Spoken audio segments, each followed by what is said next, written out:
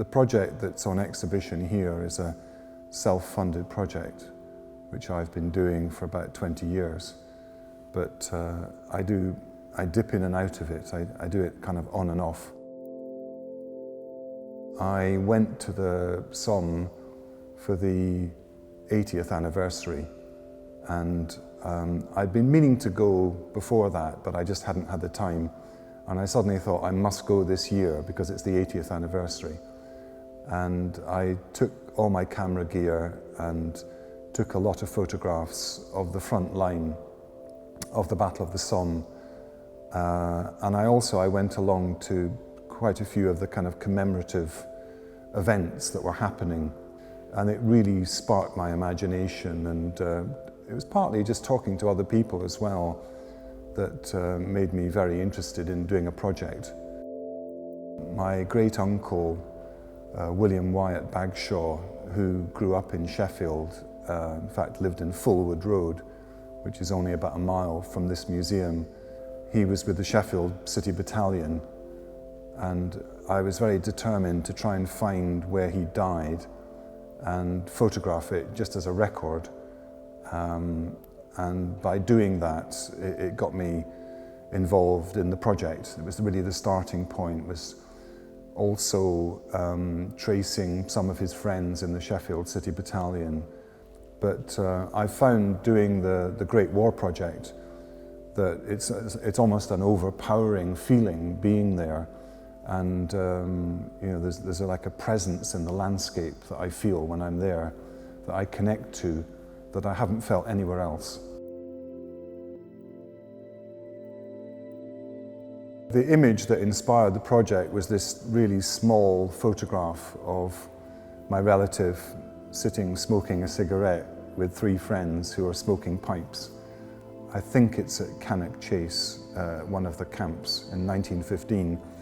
But my grandmother had a kind of archive of other photographs and letters and drawings because my relative, Uncle Willie, was an artist and studied at Sheffield Art College and the Slade School in London. And we have quite a lot of his paintings and watercolours and etchings. So they're going to be part of the archive material in the exhibition. But there's also 2 very, very poignant letters which I think are very important, because when he died, he was reported as being missing. And I think it was very hard for the family when someone is reported as being missing. They don't know what that means. You know, it could be they were captured, they were prisoner of war, or maybe they were wounded in a hospital and no one's found where they are. And so Uncle Willie's mother put an advert in the Sheffield Telegraph saying, does anybody know what happened to my son, William Bagshawe? And we have a letter that was written, I think perhaps in reply to this message, by someone who was with him at the time. And it reports, it describes what he was like as a person in the battalion. It also describes how he died, that he was in the very first wave going over the top. And they had to lie down in front of the German wire. And then a sniper, picked him off from the German front line.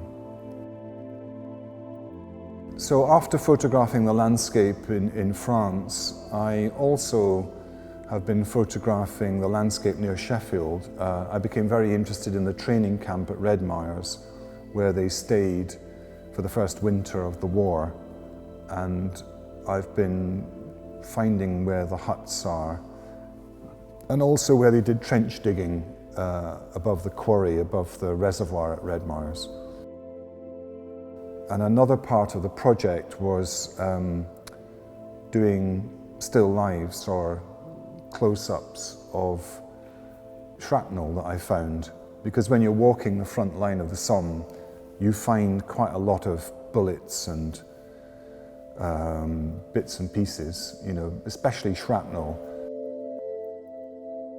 I think that's an important part of the project now, because it shows in a way part of the kind of industrialization of the war, that there was all this material, this lead flying around in the air.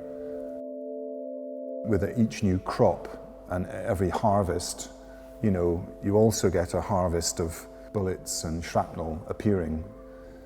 It's something that I thought I wanted to photograph and include in the project.